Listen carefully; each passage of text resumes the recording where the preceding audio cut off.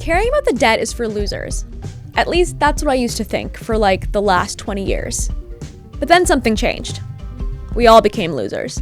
At least that's what Jordan Weissmann, a staff writer and editor at The Argument, wants you to think. Jordan recently wrote his case for becoming a liberal deficit hawk, and it made quite a few people mad. So I asked him to come talk about it on the show. My name is Demsas. I'm the founder and editor of The Argument, a magazine dedicated to bringing everyone from socialists to conservatives together to talk about the most important issues of the day. The Argument is against subtweeting. We state our opinions clearly, and we engage with our opponents directly. For an ad-free version of this episode, you can become a subscriber at theargumentmag.com.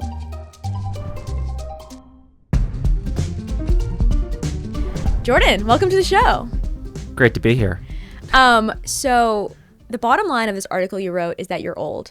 Yeah, well, that's the meta point. It's the meta point? It's the meta point. How old are you? I'm 39. It's not that old. You're going to offend like half the potential audience. Look, when I was 25, a doctor told me I had the back of a 55-year-old. So when you were 25? When I was 25. What kind of doctor? Like a back doctor. It's not the type of doctor. You're making up this story? No, I think it was an orthopedist. I want to say. You know why I don't remember? Because I'm old and it was a long time ago. It was 14 years ago. I'm not going to spring for the veracity of this story, but apparently 39 years old is old to Jordan. It's older than me, and that's all I need to know. But the actual other part of this article that you wrote is about the debt. And people have been trying to get me to care about the debt essentially my entire life, and I bet anyone who's watching this podcast right now, someone's been trying to get them to care about the debt their entire life too. And like, I'm not opposed, in principle to caring about the debt, but I think that I have this sense that most people feel like it's such an abstract thing. They're like, okay, there's like some insane number. Like I'm pulling up the Peterson Foundation's like national debt clock, and right now it says 37,458,083,720. It just changed the middle of me reading that. They sound like made up numbers. It just like is not like, and then it says like it's 109,000 for every single person in America. Like I'm not giving the government $109,000. I don't know anyone who's doing that. Yeah. Well, maybe hopefully billionaires are giving way more than that. But I think like the way I want to start is just like, what is the debt? Like what is this number? Okay. Start with the 101, which is there's the deficit and there's the debt. Right. And the deficit is the amount that we spend, the deficit is how much more we spend than we take in taxes every year. Right. Okay. Very simple. The debt is all, it's what it sounds like. It's all the treasury debt that's floating around there held by the public. It's what we owe. And it's what we have to pay interest on every month to bondholders, right? That's an important distinction. People will yell at me on Twitter if I am not absolutely 100% clear.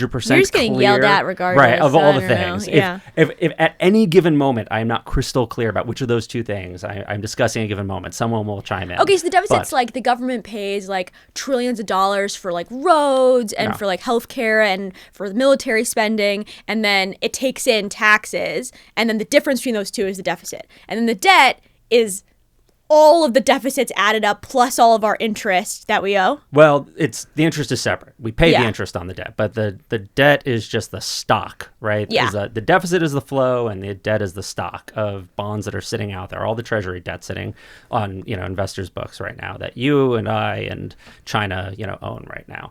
But who owns it? I don't.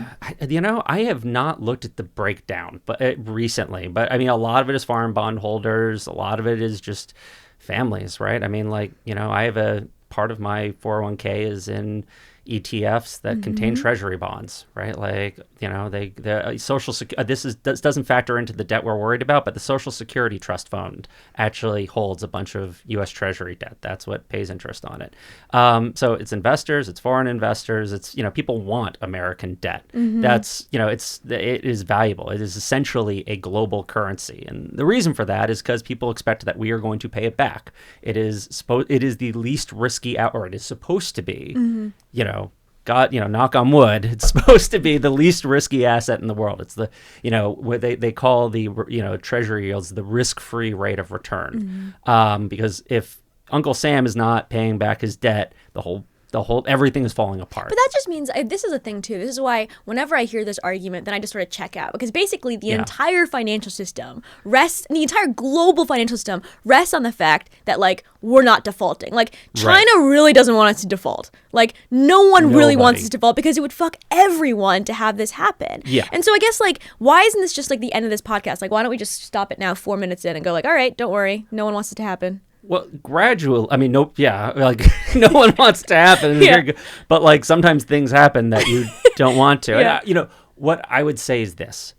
First off, no one thinks we're defaulting tomorrow or the next year or the next 20 years. Like, this is not a tomorrow problem. We are recording this on September 18th. So, folks, we can cancel Jordan if we did default. The only time the idea of the U.S. defaulting becomes a real, like, live issue is around the time that we have to raise the debt ceiling, which, I'm not going to dive into that right now. No, you should. Well, okay, so we do have this thing called the debt ceiling, where essentially there's only so much debt that the U.S. government is allowed to issue at a given time, and Congress has to pass a bill raising it. Allowed by itself. Like, we set the debt ceiling. No other country does this. I mean, no other country does it the way we do it. And as a result, we do have this we create these self-imposed crises. What we've seen every time there has been where people have to wonder, okay, is this the big one? Is this the time the U.S. just purposely decides it's not going to pay its bonds, even though it could? Because we have to issue new bonds in order to pay our old ones. That's where the issue comes into play. Every time we've had one of these showdowns in Congress, it's resolved itself. It does seem like pretty much everyone, with the exception of a couple psychos, not a couple, but a handful of psychos. This is Capitol Hill after all. It's never just a few weirdos.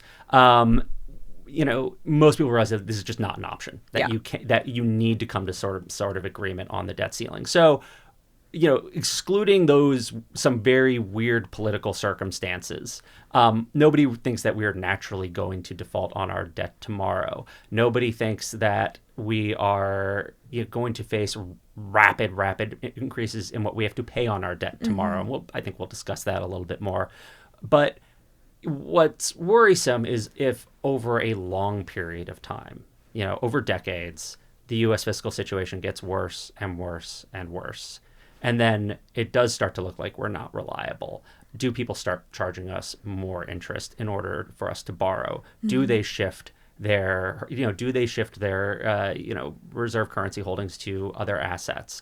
Like, after a while, does the U.S. look like less of a sure bet? And how does that affect us economically? And then do we get ourselves into a situation one day where we could end up in sort of stumbling into an infinite debt spiral? That's the absolute worst case scenario. And it would take a lot to get us there that I can talk about. But, it's mathematically something that could happen on paper. So it's not as if, anybody is sitting here saying, oh, yeah, the U.S. increased its debt to GDP ratio by X amount. They're screwed, on Thursday.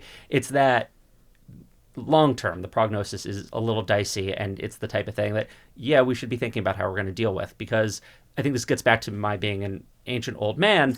I will. I've been thinking, like, why have I actually started caring about this issue more recently? Well, before we get into that, I actually I think that, like, I read this number that is, like, insanely large. I don't know, it's like $37 trillion or whatever. And, like, at every point in my life, it's been some insanely large number that I can't even fully grasp. Yeah. And so, like, when you've mentioned this term debt to GDP ratio, and, like, that's the way that most people talk about, like, how big the debt has gotten relative to the size of the American economy. And that's a good way of thinking about this problem, is like, how big is that number? Right now, what is that number? And also, when does it become too much? Like, what's the tipping point? Right. So lots of that's a tricky question. That's why we're here. Tricky questions. That's a deceptively complicated question. But I will give you an answer. So right now, I want to step back again. It's like, why do we care about debt to GDP? Right? Like, as opposed to just the number, like the 6 quadrillion or whatever the hell the debt is. It's because, it's sort of like a household or a corporation, right? Like, just knowing how much debt someone has doesn't really tell you much about their financial situation. I can tell you I owe $500,000. You don't know how much I make. You're a billionaire. Yeah. I mean, Here's the argument. We pay writers $1 billion. $1 billion. Sorry. No, we're not making that Barry Weiss kind of money. Sorry, we're not there yet. Yeah. One day. Yeah, she'll get NBC. We'll get ABC. It'll be okay. Then, we're going to cut that out, right? No, we're keeping that in. Yeah, okay. No, we'll save liberalism at that point. No, so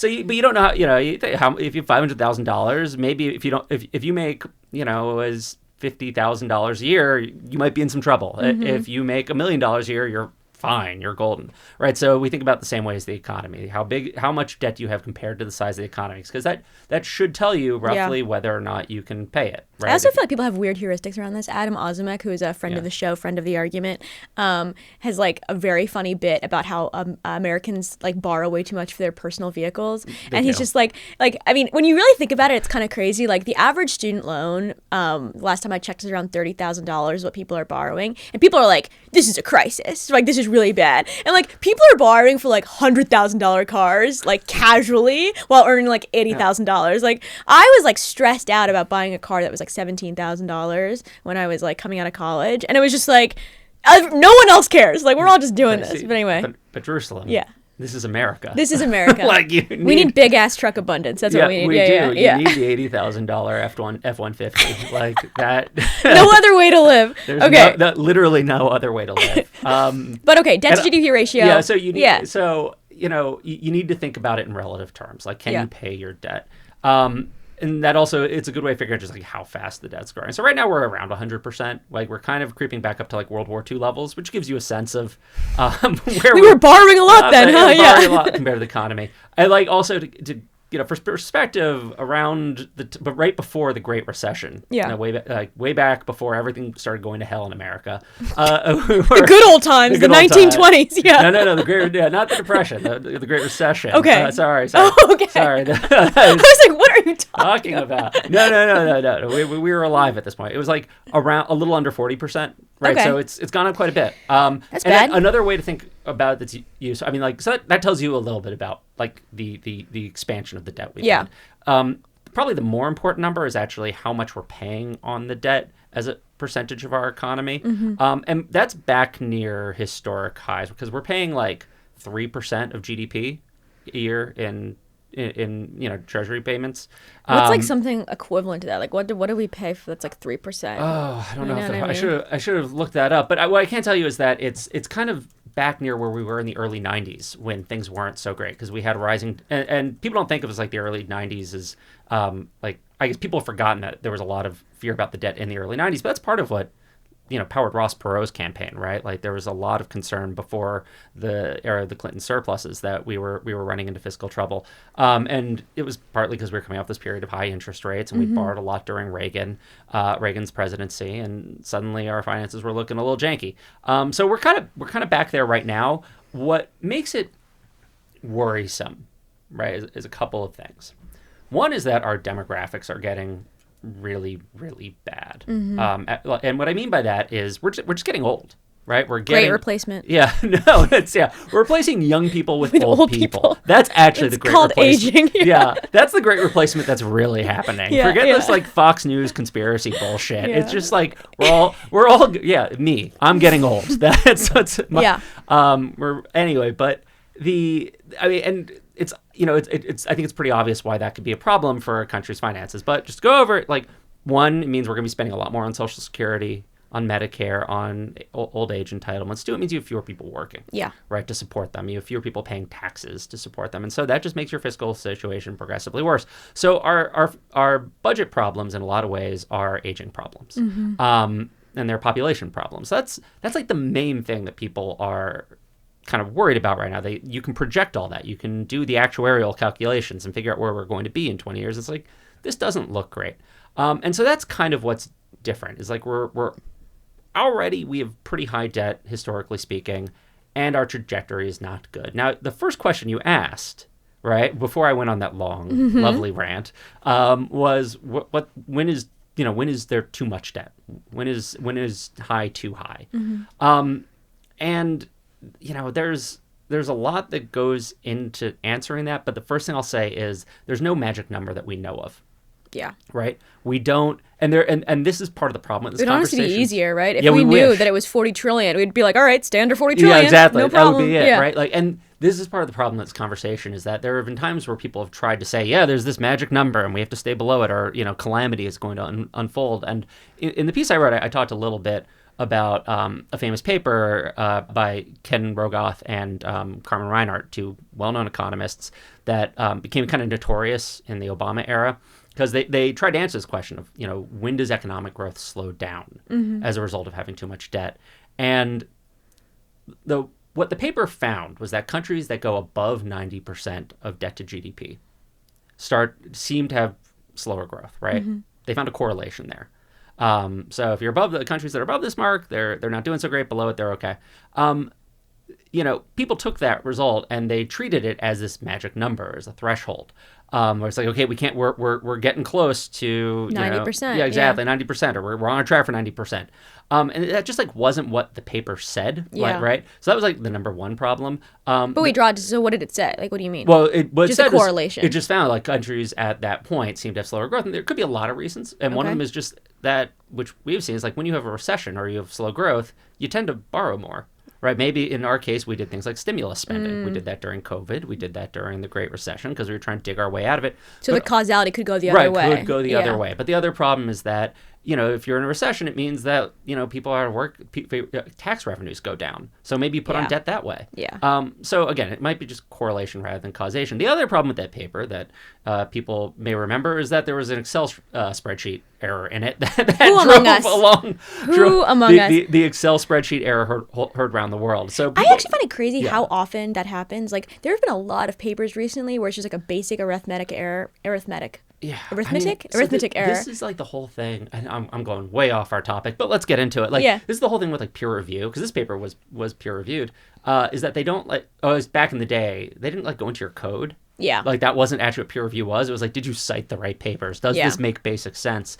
Now there's more of that where that some journals will actually try to make you submit your code or whatnot so people can pore over it. But it's it was some other bloggers dug in and found, hey, there's an error here. So there's econ bloggers, load bearing parts of the ecosystem. They really, God bless us all. So there have been occasional attempts to say this amount of debt is too much, and it's kind of gone hand in hand with these outbreaks of hysteria we've seen over the years. Again, around the time of the Euro crisis, everyone likes to say we're going to be Greece, right? Whenever there's a country that's having problems with either debt or inflation, the U.S. is always on the verge of becoming that country. So we're going to become Greece, or we're going to become Argentina, or whatever. The reality is, what you basically want is something we think of as debt sustainability, right? You want to be on a track that your debt isn't growing infinitely, that it stabilizes that it's growing manageably and it's going to stabilize somewhere so that it doesn't literally eat up your entire economy. Because that is what theoretically can happen. If you do the spreadsheet, you can look at it, and if things go wrong, your debt can grow so large that your payments are larger than the economy, which that's bad, obviously. But if you want to make sure that it's on a manageable path.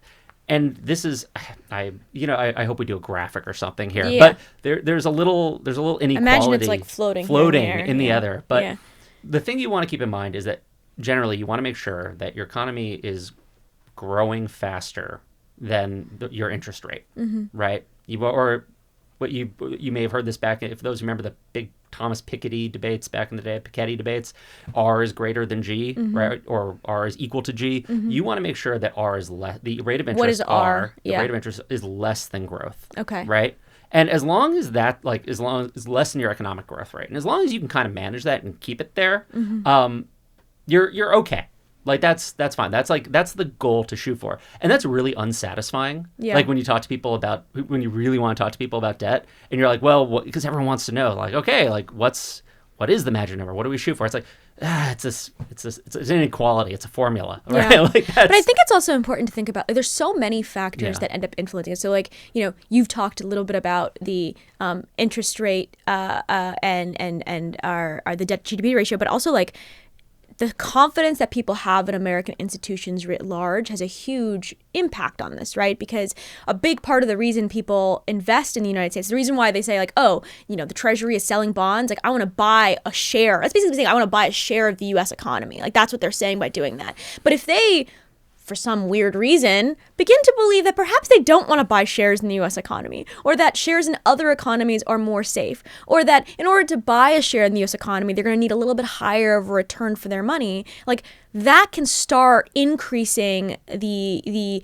burden, the debt burden that we feel, even if we're not borrowing more literally right then. Right. And so this is we saw like a little preview of what a panic about the stability of the U.S. would looks like when Donald Trump announced his tariffs in April, the Liberation Day tariffs. And all of a sudden you were hearing about this thing called the Sell America trade, which was charming, especially if you got caught on the wrong side of that one. RIP, my brokerage account. But You really are old. My God. Not my brokerage account. Okay. Yeah. So what happened there was all of a sudden you saw stocks were going down, but also like treasury yields were shooting up, which meant treasury prices were falling. And that's not usually supposed to that's not really supposed to happen if people are worried about stock prices. Wait, break that down for us. Yeah, right. So usually when stock prices start falling because people are worried about the economy, then bond yields are supposed to fall because people are supposed to buy treasuries. So like they're if safer stocks feel scary, people go to buy bonds. Because they're supposed to be safe. Yes, right? But instead people seemed like they were also selling off treasuries. So the idea was like people just didn't want to be part of the U.S. for a few days. Yeah. Like that was the Sell America trade. Just unload it all. Yeah. They're like, okay, we're buying Euro bonds, whatever. Yeah. So yeah, I mean that is the fear that eventually if your country is enough of a shit show, if we become enough of a shit show, that you would see that. And now that's eased up. The Sell America trade is off. Obviously, like the S&P 500 is at like new highs as we're recording this. The bond market is stabilized, but we got a little peak. It's sort of also like in Great Britain, they had this under Liz Truss where she unveiled that like just crackpot tax plan, and all of a sudden the bond vigilantes came out and said nope, and like started selling. So you want stability. That's kind of a necessary ingredient for all of this. So I want to like make this more concrete for people. Like, let's say you're a regular person and the debt gets too high, whatever that threshold is. What does it actually mean for you? Like, I don't owe anyone anything. Like, the government as an entity owes bondholders, but like I'm also a bondholder. Does it mean that maybe it's good for me? Like, what actually ends up happening? Yeah, so there are a few things you have to worry about. And the first thing, the classic issue that economists will turn to is something called crowding out. And what it means is that if your debt load gets too high, your economy might end up slowing down. Growth might slow. Why is that? Right. Well, if the U.S. government is issuing too much debt, interest rates might start to rise. Right. And the reason that it's not usually because everyone thinks the country is going to hell in a handbasket. It's not like the Trump situation. The classic explanation for that is that if the government is trying to sell more bonds and they have to convince investors to buy them, those investors already have their money elsewhere. They already have it in assets that are returning a certain amount. So they have to if they offer a higher yield, a higher interest rate to get people to move their money. Yeah. And so eventually you're just like the more debt you issue, the higher interest rates are going to go. What that does is it raises interest rates overall, and that makes it more expensive to invest. Yeah. Right? It makes it more expensive to get a mortgage, to invest in a new office, or for a company to take out debt in order to get a business started, or to buy whatever, new AI loans, mortgages, thing. Yeah, exactly. Car loans. Yeah, exactly. Like all that stuff slows down. So the economy slows down. That's the idea. The higher your interest rates are, the more cools off the economy. And that is a long-term problem. It lowers investment, and the less investment you have, it also means that, you get less productive for yada, yada, yada. But also jobs, right? Yeah, jobs. I mean, so that's one of the concerns that, if our debt rises too far, eventually we're going to start feeling the pinch from that. The other thing, the real worst case scenario is this fiscal crisis, this financial crisis, and that's the situation where eventually people see that you're on this bad trajectory, or they lose faith in you as the government. Something happens, and they decide they don't want to own U.S. debt anymore. Yeah, and all of a sudden you just see this selling pressure, and so all of a sudden our interest rates go way the heck up, or there's just a fire sale on U.S. assets. That's one way. Or you end up in this situation where, again, on paper, if depending on what your growth rates are and how much interest you're paying, that you could get on this path to your debt stacking up infinitely, right? And that's something that'd be way off. But again, if people see that's like on the horizon, that could then cause investors to say, oh, okay, we need to get out now. Yeah. Like, okay, if in 10 years this is going to happen, if in 20 years this is going to, I still don't want, like, we sell 30-year bonds, Yeah. right? Yeah. So, like, if they see a problem coming in 30 years, they're going to say, no, Yeah. like, we're not going to buy that bond, or we're going to ask for higher interest rates. So it's those two things. It's slower economic growth, and it's the potential for, actual crisis. Yeah. So, I mean, like, but the thing for, like, regular people here to think about is that if we got to, like, an infinite debt spiral situation, it could mean, like, massive cuts to Social Security. It could mean massive cuts to other kinds of government investments because you're kind of, like, in a bad place, You're in the bad place. Yeah. No. Yeah, I mean, yes, if, say, you were facing an immediate fiscal crisis or financial crisis, like we really did get to that absolute worst case scenario, there are only a few things you can do. One is you can just massively cut your government spending, which is that sort. You're just going to have to say goodbye to the safety net. You can try to inflate your way out of it, just print money, which that's not good. The American people love inflation. You can try to inflate your way out of it. You can just default, which is sort of the Argentina method, right? Like they've patented that one. And it's good times, Argentina. Good times. Yeah, everyone wants to be Argentina. Yeah. Who amongst us doesn't want to be an Argentine? No, love their mountains, love their steak, don't love their history of financial crises. But yeah, so I mean, like, yes, if you were, but I think, even dialing it back a bit, right? Like, if it ever looked like we were really in trouble, like we were heading down that path, like, it creates political pressure. We can talk more about the politics of all this later, but it creates a lot of political pressure for cuts, or to do something. And, the question is, are you going to raise taxes or are you going to cut benefits? And so I think the worse this situation gets, the more of a chance that eventually the U.S., like, the more chance that Social Security or Medicare or Medicaid are going to be toast, right? Like, it's just like, that's, you're increasing the risk. And this is really all about, in a sense, risk management. But I want to talk about kind of go back to the my being old part for a second. Okay. Right. And I've been dwelling on why it is that actually I've found myself caring more about this issue recently, because for a long time. Yeah. I mean, this is the is Jordan a hypocrite part of the podcast. All of our right-wing listeners are like, all right, we've been talking about this shit for ages. Right. Like, so for most of my early career, I was very dovish on the deficit and the debt. And there were very good reasons for that. Yeah. Right. During the Obama era, there was, we were in this deep recession and then basically a depression afterwards. Like, there was just a long, slow recovery where the economy was just awful. Yeah. It was just awful.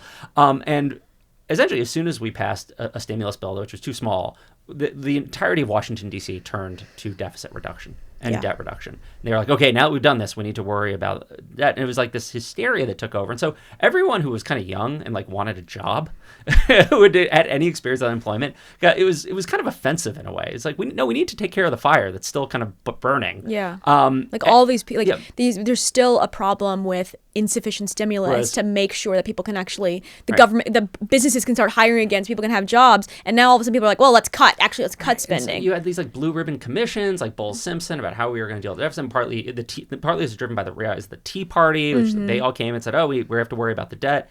And it was just maddening. And you heard all these horrible arguments at the time, like we're going to be Greece, like, we're about to hit the magic 90% threshold. That it was all wrong. And so at the time, you should have been paying attention. This was not the issue to be worrying about. We should have been worried about getting the economy back to full employment. And our interest rates were low. Our interest rates were low. There was this idea that people thought, oh, well, the inflation is going to come back because of all this spending, because of all this Federal Reserve stimulus. It didn't. It did not. No. Reader, it did not. Interest rates were very low. You can say reader. We're we're on listener, video. Viewer. You can tell I'm just pure text. That's is my natural environment. But. So, for a long time, this was just not an issue that I worried a lot about. Yeah. And a few things have changed, right? Just factually on the ground. One is that our fiscal situation has gotten worse. Yeah. Especially with the Trump tax cuts, which are now kind of cemented in place. we are, our demographic situation also, which I said demographics are part of this, probably getting worse now thanks to Donald Trump's attacks on immigration. But we just let in 5 trillion immigrants, right? So isn't it fine? Yeah, exactly. That's the correct number, quadrillion. Right? Yeah, we're just doing every big number is a quadrillion. Whatever. Now. There's some probably fake study that people can't understand numbers larger than 1 million, so I think you can just start saying stuff. Just say whatever. No, we had a historic immigration wave, but now also Donald Trump has cracked down so hard that we're looking at potentially a shrinking population this year. It's possible, and in the coming years. I mean, so that's like moving up the date that we're going to have problems. We are kind of doing all the wrong things right now, and all the things to exacerbate these issues.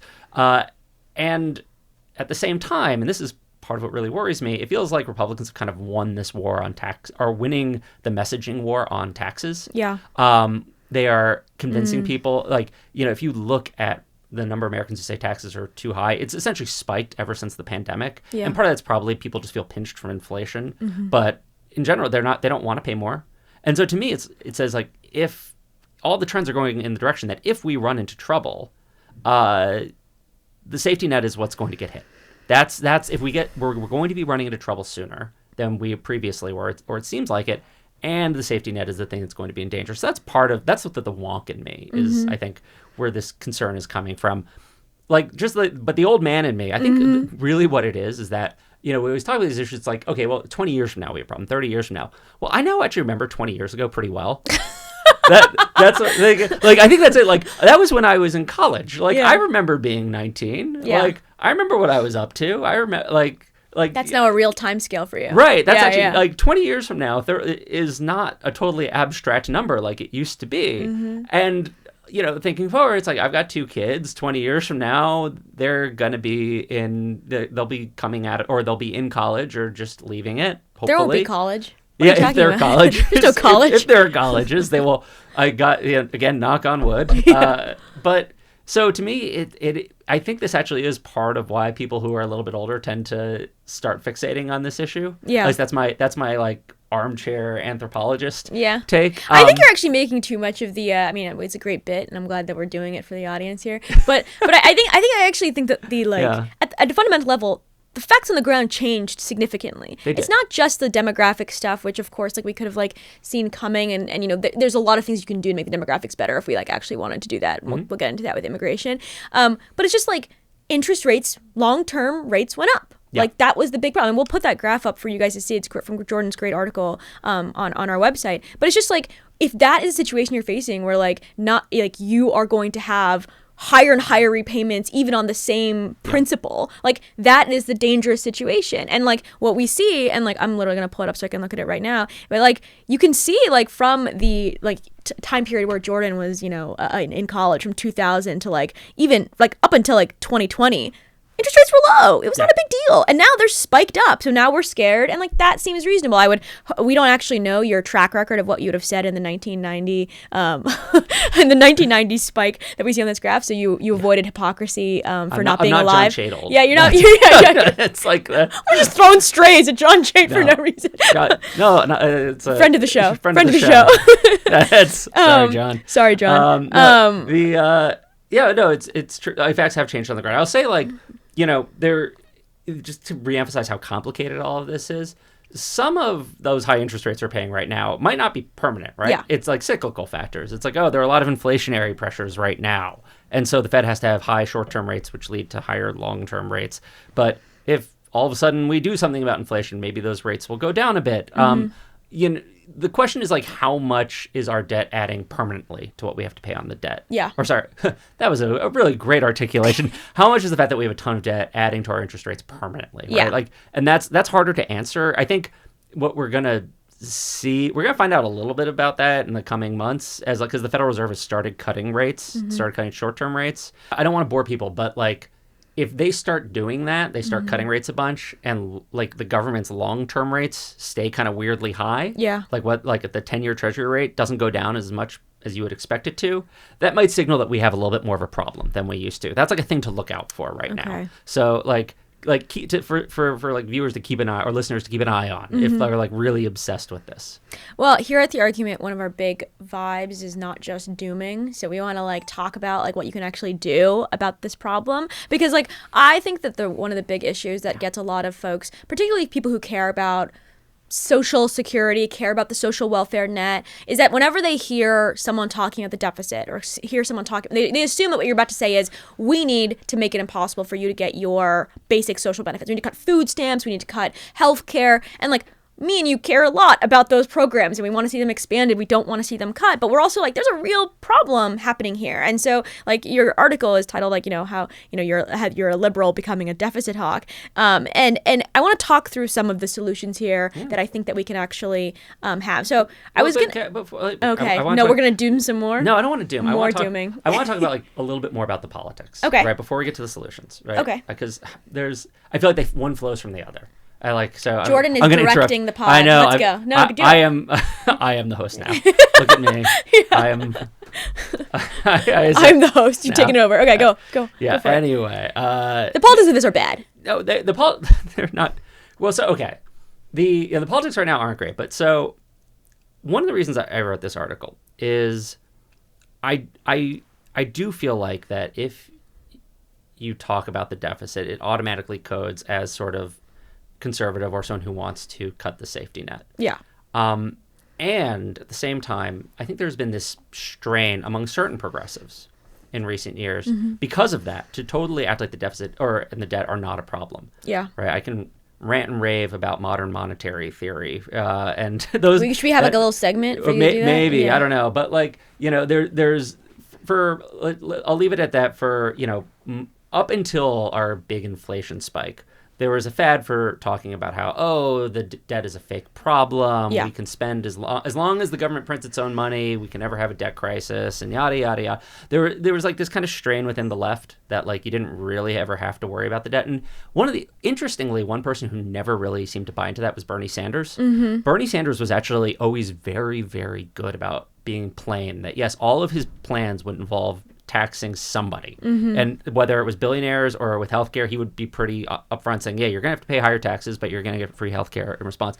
He was always sort of a traditionalist on this stuff, but I think there is, at least within part of the left, there was a little bit of magical thinking about whether or not the debt was ever a problem. And it was a little bit of motivated reasoning too, because it did code as this issue where, people obsessed about because they really just wanted to cut Social Security. Yeah. I don't think that needs to be the case. Yeah. I think that, there is a way to be a liberal deficit hawk where you try to focus on solutions that very much match your values. Mm-hmm. I think one of them is making rich people, but also Americans in general, pay their taxes. Mm-hmm. We are not a normal country when it comes to taxes. It's like I know it doesn't feel like it, but we are actually undertaxed. Let the hate comments roll in. I wrote it down on this little piece because you're getting canceled now, buddy. Say, let's see if I get this right off the top of my head. I think we are like 30, like out of like the 37 members of the OECD, which is sort of developed or mostly developed countries, we have the 32nd lowest tax revenue to GDP ratio. Mm-hmm. So we collect the 32nd lowest amount. Sorry, we. Blah, blah, blah. It's like that is a mouthful. In terms of the amount of taxes we collect as a share of our economy, right? Yeah. We're number 32 on the list out of 37. Let me double, sorry, I got that wrong. 32 out of 38. Okay. It's like, I think if you take all of our healthcare spending, right, like all of our private insurance spending and treat that as taxes, because in other countries that's how they handle it, we would go up to like 31 on the list, maybe 30th. Like if that's all taxes we're including. It's all state, local, everything. Yeah. It's like we do not pay much. And if we were a slightly more normal country, like I think conservatives love Hungary, right? Like they love Hungary right now. Some of them. They love Viktor Orban right now. I want to stand up for our conservative friends who hate Viktor Orban. Yeah, sorry. Like JD Vance. JD Vance loves Orban, for sure. Like, they love Hungary. If we had Hungary's tax rates, we like would not have a deficit, right? Like, okay, cool. Let's take that instead of like the cracking down on press freedom. How about we borrow their tax rates? That'd be great. I think this is a place to pause because I think that like a lot of people's intuitions around this are going to be like pretty scrambled and I think that like this actually shows up. You mentioned this earlier, but you have polling that you cite in the article that you wrote for The Argument, which if you don't already subscribe on our Substack. But they basically since like 1955 or something, Gallup has been asking people, is the amount you pay in taxes about right, too high or too low? The line for too low is like almost non-existent, so they don't even show it. It's like max like 4% of people, and I'm like, that's an error. They didn't mean to put that in there. But around like 2019, you see the too high number skyrocket. Around 2020, you see the too high number skyrocket, and about right goes down. Before then, in 2019, actually, about right was above too high, and there have been. For most of this graph's history, people think it's too high. It's not like a situation where like there's a golden era where people are like excited to pay a lot more taxes or are fine with taxation. But I think what this indicates to me, and I mean, you put this in your article too, is just that like when people are talking, because there wasn't a massive tax hike in 2020 that would explain why you would see this massive spike in people being upset about their taxes. People, when they're asked this question about their taxes, and I think even right now our listeners and our viewers, when they're thinking about their tax burden, they're thinking their overall burden that they're facing on necessary costs, like whether that has to do with their property tax bill going up because their house has appreciated in value, or if it's about their price of groceries going up. All of these things contribute to the idea that like actually the amount of you pay in taxes is too high because the amount you're paying for everything is too high, so you need to like lower that number. And so I think this actually presents a really interesting puzzle for us. Like I think that like one big thing that a lot of social democrats have been pushing for a long time is like, how do you get people more invested in wanting to pay their taxes, seeing the value in doing that, getting actually value out of that? And a big part of that, I think, is actually lowering costs where we can, like being very serious about that. Yeah, I think it's part of it is just making sure people can afford their lifestyle, right? Like housing, healthcare, right. This is another like stat. There's like, a lot of ways Americans are wealthier than ever, right? Like if you look at like the share of families that like make over $150,000 a year, it's like it's over a third of the country now. It's almost doubled since the late 90s. I mean, my favorite indicator is how many articles has The Cut written about $300,000 householders struggling to make their bills. But that's it, right? No, but like even like like America's become fairly affluent. Yes. And like, but people still feel pressed. And so like part of it, I agree, is dealing with things like the cost of housing and childcare. But I think there's this other factor, which is just like making sure that like people have a concrete sense of what their money's going to. Yeah. One thing that, one big fight that's coming up soon is how do we fund Social Security, because the trust fund is actually depleting. Yeah. Right. Like that's kind of an artificial problem. Technically, we could just like kick that can down the road and fund it with just like general tax revenue. But it has a trust fund, and if that depletes and we don't replace it with something, there's an automatic like 23% cut to benefits. So that's coming up in the early 2030s. And that's like the biggest source of wealth for the average American is their Social Security, or so for the average senior. It's a massive part of. I actually don't know off the top of my head, but I think it's for the. It's a big chunk of their of the average senior's income, and so, we're gonna have to decide what to do there.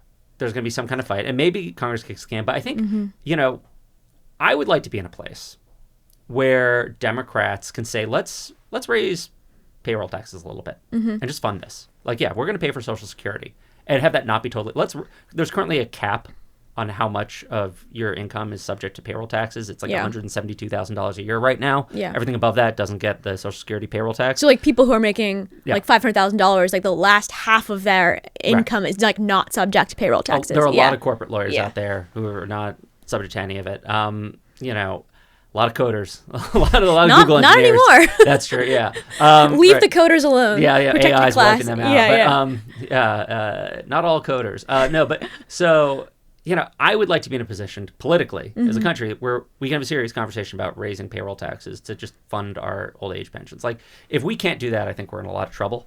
But I think doing that is really like, I mean, I don't know. Like I have a lot of empathy for the fact that people are just like, okay, rent has gone up Yeah. in my area. In order for me to get access to good jobs, I need to like live in a shoebox apartment. I can't have kids, as many kids as I want to, because daycare costs are too high. And now you're saying for me to pay for someone else's Social Security, like I need to raise the taxes I'm paying. And like, to me, like I agree with you that like there is like, I mean, just the numbers you're laying out here, like obviously we do pay less than other countries do, but just like there's something to be said about like building a tax positivity movement resting on taking affordability issues seriously at the beginning.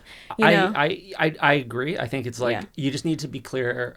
I think it's a combination of kind of emphasizing it's addressing affordability, because obviously people are just not even going to want to hear you if they feel too pressed. Like if inflation is bad, no one's going to want to listen to like inflation, affordability are slightly separate things. But if costs feel out of control, no one's going to even want to have a conversation about raising taxes. Yeah, I think that's number one. Number two, it's making sure people understand what their tax dollars are going to. Yeah. And number three, I think they're and this is where like the idea of a tax positivity movement, like kind of a grassroots thing. Like I feel so nerdy saying it. It's probably never going to happen. We have to tag James Medlock here, James Medlock anonymous sort of Twitter account. He's done more than anyone to try and make it happen. But like there needs to be a sense that like paying your taxes is patriotic, right? That like, and I kind of fear that we're becoming the opposite. That like we're losing all, like in the Trump era, we're losing all sense of patriotism, and everyone's just out for their own scam. We're becoming kind of like a nation of small time grifters, but like everyone's trying to do their own hustle. Yeah. But like. I do think there needs to be some attempt to make the idea of paying your taxes feel like patriotic duty. Yeah. That's part of it. It's like I think trying to make us a country that's a little bit more normal on taxes is half of it. I also think that if you're liberal and you're worried about the deficit, right? Part of it is demographics, right? And there are two ways you can fix your demographics, your age problem. One is you can have more immigration. Or two is you can have more babies. That's it. It's simple. There isn't like some secret option C. Like, and if there is, like, you know, I get print more babies. I mean, the other option is like robots, right? Like you can have that's true. If like AI has like totally revolutionizes the economy, and maybe we don't have to. When we enter the singularity, we maybe don't have to worry about any of this. Yeah, we have other problems. Yeah, we have, exactly. Skynet is like a much more. Kelsey Piper has a story today about the problems of AI. Yeah, if I'm like, I'm gonna be sitting there and be like worrying about the deficit as I get terminated. Yeah, but, you know, but like. Barring that, right? It's babies or it's immigration. Yeah. And babies take time though. Babies take time. You can't just make a baby right away. Also, we don't really know exactly how to get people to have more babies. Like I actually have an alternative take about this. I actually think people are making this way more complicated than it needs to be. I think right now, if I said, Jordan, I will pay you $5 million to have another child. Yeah, sure. Yeah, but like there's some. I think that we're all complicating. It's like we're not even close. Like I sometimes like to compare the amount we spend on Social Security, which is how much we spend on old people, to how much we spend on young people. It's like not even close. I think if we spent Social Security levels on young people, we'd probably have a sustainable population. I think you would be closer to it. I agree. I agree. That I don't. Speaking of magic numbers, I really don't know what it is. I just think like most people have some. If you want to have kids, not if you don't, obviously like you're not going to be. I mean, maybe there's some number of that movie, but like that's kind of also like weird and coercive. But like if you wanted to have kids, but you feel like, oh man, like you know, I need a house. I want to be able to go on vacation. I also want to be able to visit my family sometimes. Like I would need a couple $100,000 extra to make this work. Like that's doable, like for the federal government to do. But obviously, we're on a conversation about the deficit. Yeah, so exactly. Massive $1 trillion outlay. Yeah, exactly. So it's like that's a big investment that pays off in 20 years, maybe. Yeah. And so maybe you got to get them working young. Yeah. Repeal those child labor laws. There we go. That was a joke. I was not serious. Hey, kid, you like Minecraft, right? Get down Roblox. There. You like Roblox? Time to do a gardening outside. Get in there. Yeah. Go down. Okay, but like Trump wants you getting that coal. But no. So so to me, it's like okay, we don't exactly know how to get birth rates back up. The other thing we can do is immigration, and I think what that means is we're going to need higher immigration, certainly higher immigration than what Trump wants. Yeah. There's also not a magic number there either, right, too. Well, I'm working. This is a project I want to work on. This is now pitch session. Yeah, it's a pitch session. Yeah. This is something I want to talk to demographers about because I think you actually could try to figure out a magic number based on like what your goal is. Love that. Okay. But that seems true. Yeah. Yeah. It's like you could be like, okay, if I want to keep like the workforce at like X size, like how many. Especially because we already have the CBO projections telling us how much we're seeing. You could do it. I haven't really seen a lot of people try to come up with it, but like nonetheless, like just directionally, like. even more. immigration Yeah. is going to help you here. And some people argue it's like, well, some immigrants they contribute more than others. Some are a cost. Some leave all that aside. Like in general, like if you have more people moving to your country and working, that at the very least it puts off your doomsday date for the debt.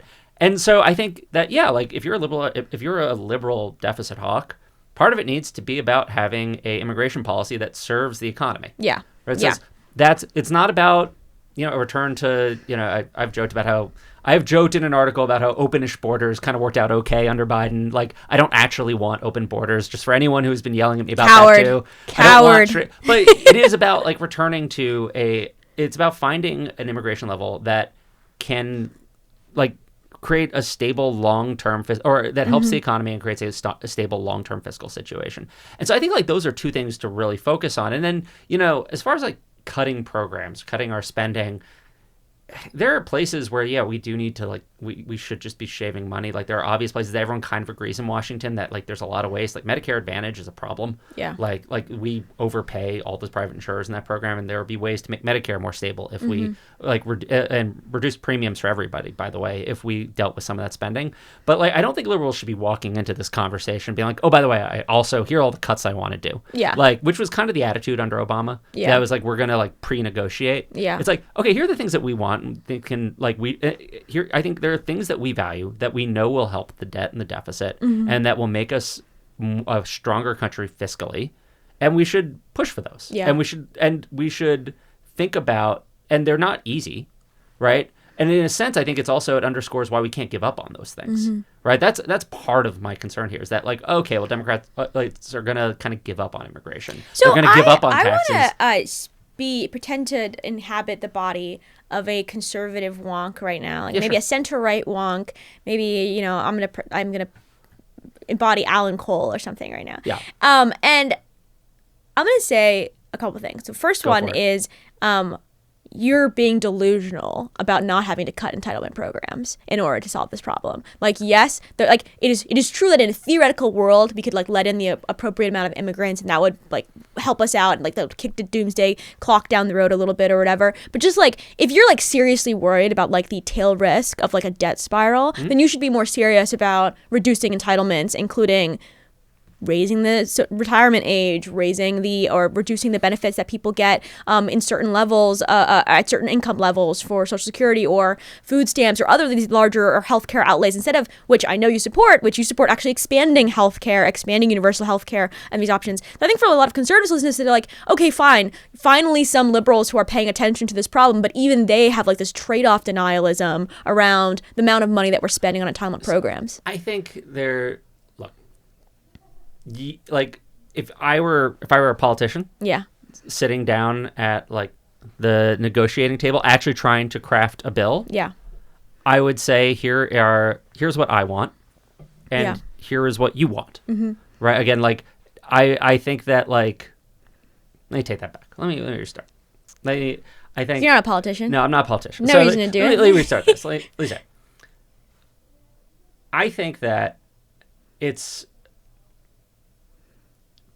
If you were to actually negotiate a deal, right, to deal with Social Security in 2033, more likely than not, you're going to have some combination of not immediate benefit cuts, but slowing program growth, because like Republicans are going to demand that in return for any kind of tax hikes. Yeah. So there's a discussion to be had about that, and it's all math. Like, you can do it in any sort of ways. Like if you say like this is like.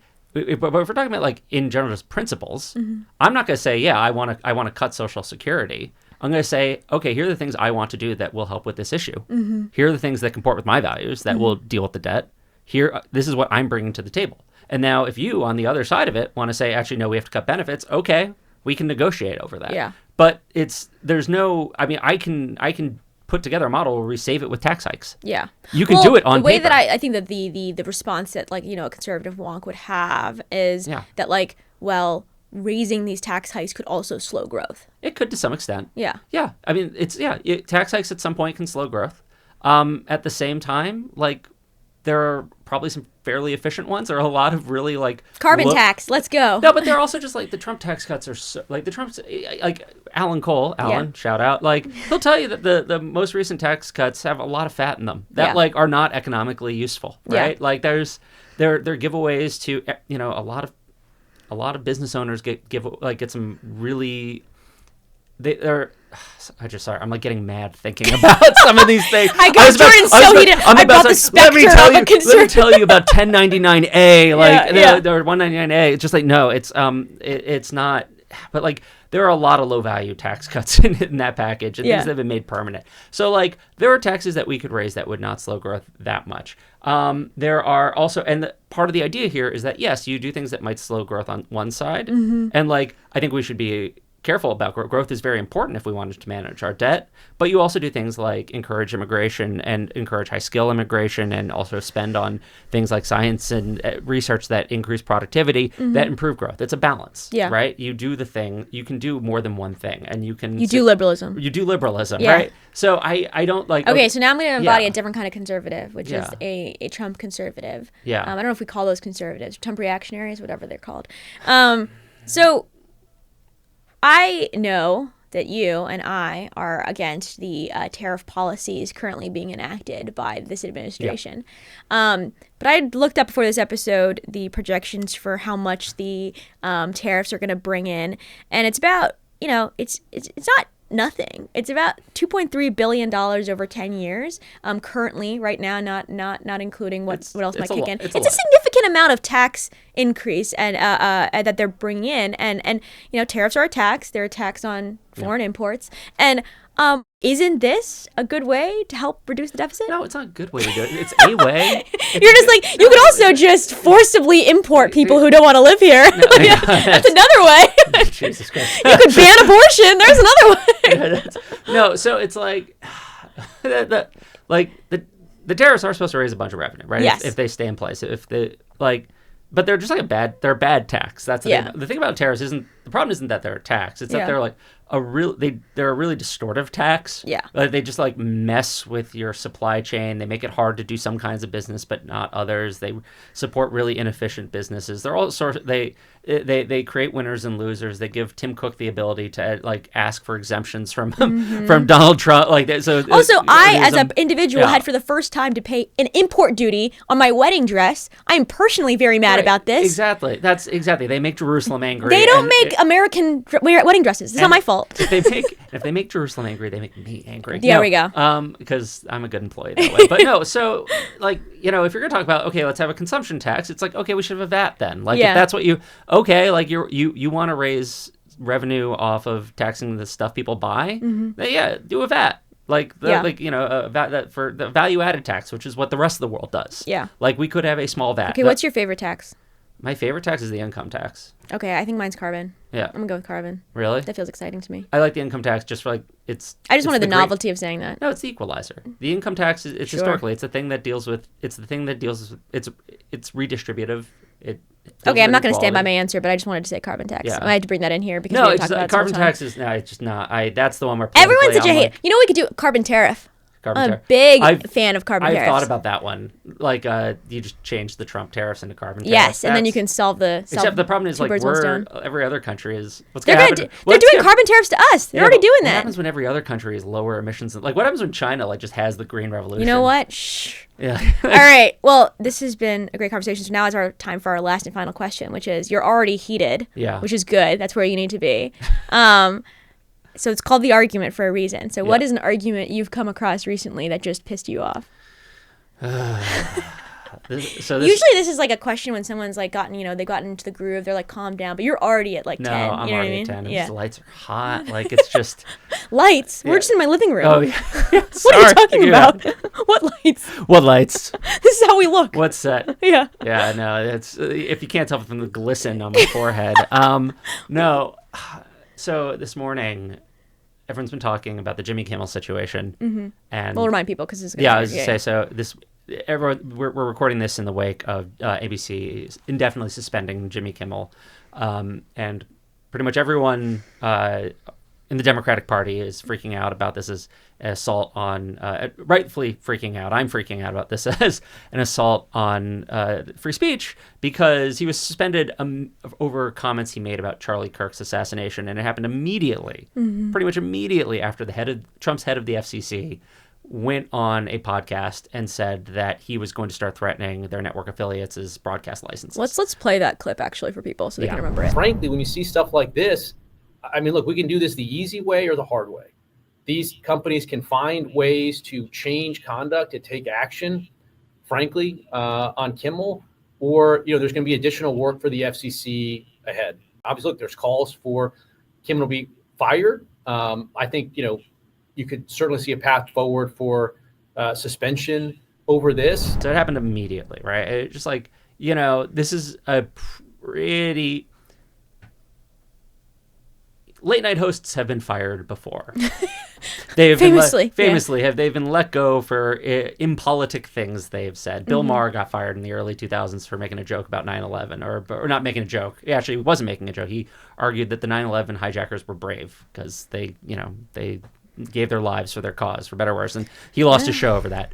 But it was called politically incorrect. But like it's actually, I forgot about that. That's so crazy. Right. He So said like, that. these things have happened before, except what the issue here is the direct involvement of the federal government. Even if they didn't actually go forward and try to take away licenses, it's pretty clear there's a clear they threat. threw around the muscle, right?